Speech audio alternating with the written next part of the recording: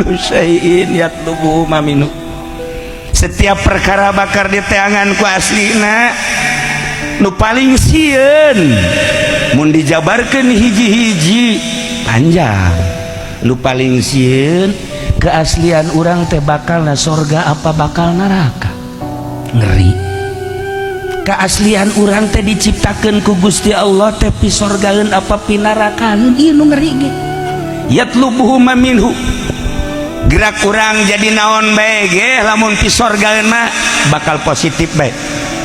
Kabeh jelema suuzon ka polisi lantaran polisi teh penegak hukum, tapi ternyata nyana anu ngulin-gulinkeun hukum.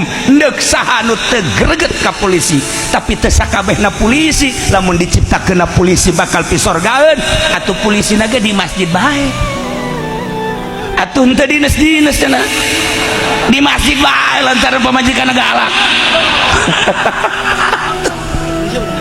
Sanajan kuarina jadi kiai dasan diciptakeunana bakal jadi ahli neraka. Ih kiai ge hiji lamun diondang kuno susah jelok daek.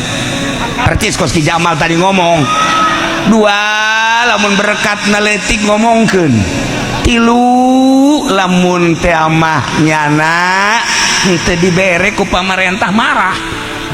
Bahkan nyeun proposal ka ditu. Kiai udah sok serius ya Ji bener jaya. Tah eta teh pinaoneun yatlubuhu maminu, pinaoneun teu karikat.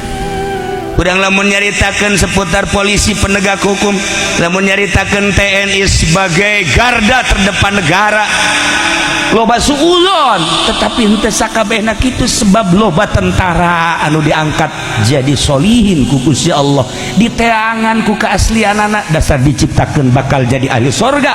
Tentara tinggal tentara, moal daekeun nya nampilingan jelema, moal daekeun nya nembak jelema, kecuali musuh-musuh ditembakna. Mantap kamari ya ngobrol kula jeung TNI nya geus kebal cenah henteu nembak jelema ieu cek nya teh, teu nembak musuh. Kula inget saya kasih nih, saya wakafkan jadi. Sekjana emang berapa Pak Kiai? Ini gayanya kayak anak muda Pak. Ada serinya naga. Ya lubu maminu. Jadi ieu teh loyog-loyog urang teh horenganan geus diciptakeun ku Gusti Allah. Kajen teuing jelema kumaha ge ieu teh neuk diciptakeun cak indung bapakna bakal kena jadi bupati. Sakolahna kelas 3 teu naik-naik, betaheun jasa di kelas 3 teh istiqomah nya naik-naik atuh ira jadi bupati. Horeganan tujuan indung bapa hayang kena jadi bupati, Allah mah geus boga rumus bakal jadi tukang sasapu. Yatlubu maminu teu naik-naik,